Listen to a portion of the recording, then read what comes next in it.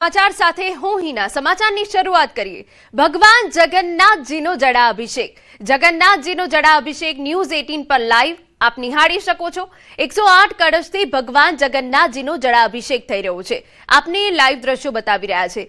આ એક અનેરો પર્વ હોય છે। ભગવાન જગન્નાથજીની રથયાત્રા હવે 16 જુલાઈ યોજાવાની છે, પરંતુ તે પહેલા જે જડાભિષેક થાય છે એ ખૂબ મહત્વનો રહેતો હોય છે। આપને જણાવી દઈએ કે જ્યાં 108 કળશ દ્વારા જડાભિષેક થતો હોય છે, જેની તસવીરો અમે આપને બતાવી રહ્યા છે, અને તે ભગવાન મોસાળ જતા હોય છે સરસપુર માટે। આખો જે પ્રક્રિયા રહેતી હોય છે એ ખૂબ અદ્ભુત રહેતી હોય છે। જ્યારે ભગવાનનો જડાભિષેક થતો હોય છે ત્યારે ભક્તો મગ્ન બનતા હોય છે, જગન્નાથજીમાં ખોવાઈ જતા હોય છે। જય જગન્નાથનો નાદ આખા મંદિર પરિસરમાં ગુંજી ઉઠે છે। આપને બીજી તસવીર બતાવી રહ્યા છે કે જ્યાં રાજકારણના મોટા નેતાઓ કે જેઓએ પણ અહીંયા હાજરી આપી હતી। નીતિન પટેલને આપ જોઈ શકો છો, જગદીશ વિશ્વકર્માએ પણ હાજરી આપી હતી। એટલે ભગવાનનો જે આખો આ કાર્યક્રમ રહેતો હોય છે એ અદ્ભુત રહેતો હોય છે। આપને જણાવી દઈએ કે સાબરમતીના તટે આખી શોભાયાત્રા નીકળતી હોય છે। આ શોભાયાત્રામાં કેટલાય ભાવિ ભક્તો જોડાતા હોય છે અને વાજતે ગાજતે આ શોભાયાત્રા નીકળતી હોય છે। અને તે બાદ ભગવાન જગન્નાથજીને 108 કળશનો જે જડાભિષેક કરવામાં આવે છે એ પણ અદ્ભુત હોય છે। આ બાદ જે પ્રક્રિયા રહેવાની છે કે ભગવાન મામાના ત્યાં જતા હોય છે, એટલે મોસાળ જતા હોય છે, અને તે બાદ રથયાત્રાની ધામધૂમથી તૈયારીઓ શરૂ થઈ જતી હોય છે।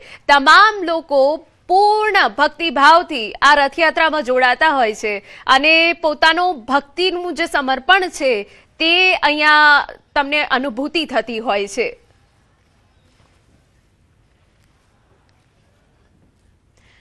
અને હવે સમાચારમાં આગળ વધીએ। સમાચાર નર્મદામાંથી ગરુડેશ્વરમાં અધિકારીઓના મકાન પર બુલડોઝર ફેરવી દેવાયું। ઉચ્ચ અધિકારીઓના મકાનોની જમીન દોસ્ત કરી દેવાયા। ઉચ્ચ અધિકારીઓના સરકારી મકાનો શ્રી સરકાર થતા ડિમોલિશન હાથ ધરાયું। પાકું બાંધકામ વાળું મકાનને તોડી પડાયું। ત્યારે તેનો લાઈવ વિડીયો અમે આપને ટીવી સ્ક્રીન પર બતાવી રહ્યા છે, જેમાં જોઈ શકાય છે કે પત્તાની માફક મકાન કડકભૂસ થઈને જમીન દોસ્ત થઈ જાય છે। માત્ર ગણતરીની સેકન્ડોમાં જ મકાન ભોંય ભેગું થઈ ગયું હતું। તો આપને આ જે દ્રશ્યો બતાવી રહ્યા છે નર્મદાના ગરુડેશ્વરના છે। આ અધિકારીઓના મકાનો હતા કે જે શ્રી સરકાર હસ્તક થયા અને તે બાદ તેની ઉપર બુલડોઝર ફેરવી દેવાયું। ઉચ્ચ અધિકારીઓના જે મકાનો હતા તે પડબાળમાં જમીન દોસ્ત થઈ ગયા। અમારા સંવાદદાતા દીપક વધુ વિગતે વાત કરવા જોડાયા છે। દીપક, પૂરી અપડેટ। બિલકુલ, ખાસ વાત કરીએ તો જે ગઢેશ્વર ખાતે હાલ જે ડિમોલેશનનો કામગીરી ગઈકાલથી ચાલી રહી છે, અને આજે બીજો દિવસ છે। બીજા દિવસે પણ જે અધિકારીઓના જે પાકા મકાનો છે જે કરોડો રૂપિયાના બનાવી દેવામાં આવ્યા છે, આ મકાનો ખાસ દિવસે પણ ડિમોલેશન શરૂ છે, કારણ કે જે મોટા મોટા બિલ્ડિંગો બનાવી દેવામાં આવ્યા છે, કોમર્શિયલ બિલ્ડિંગો બનાવ્યા છે, અને જે શરત ભંગ કરતા હજી ડિમોલેશનનું કામગીરી ચાલી છે। ત્યારે આજે ગઈકાલે એક જ મકાને હાલ તોડી દો, આજે એક બીજું મકાન જે જમીનદોસ્ત કરવામાં આવ્યું છે।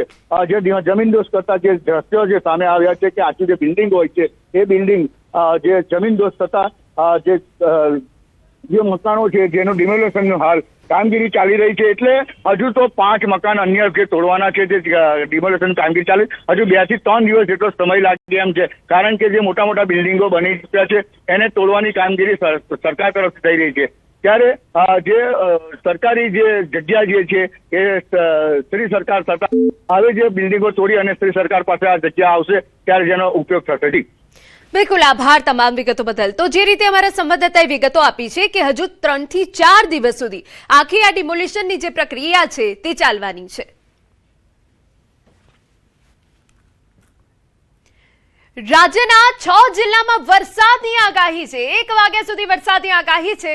સૌરાષ્ટ્ર અને દક્ષિણ ગુજરાતમાં મેઘ મહેર થઈ શકે। ગીર સોમનાથ, અમરેલી, ભાવનગરમાં આગાહી છે વરસાદી।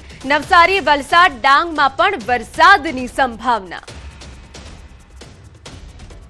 તો ગીર સોમનાથ, અમરેલી અને ભાવનગરમાં વરસાદની આગાહી વ્યક્ત કરવામાં આવી છે। સૌરાષ્ટ્રમાં સારો એવો વરસાદ પડવાની સંભાવના છે। 1 વાગ્યા સુધી સારો એવો વરસાદ પડી શકે છે। રાજ્યના 6 જિલ્લામાં વરસાદની આગાહી।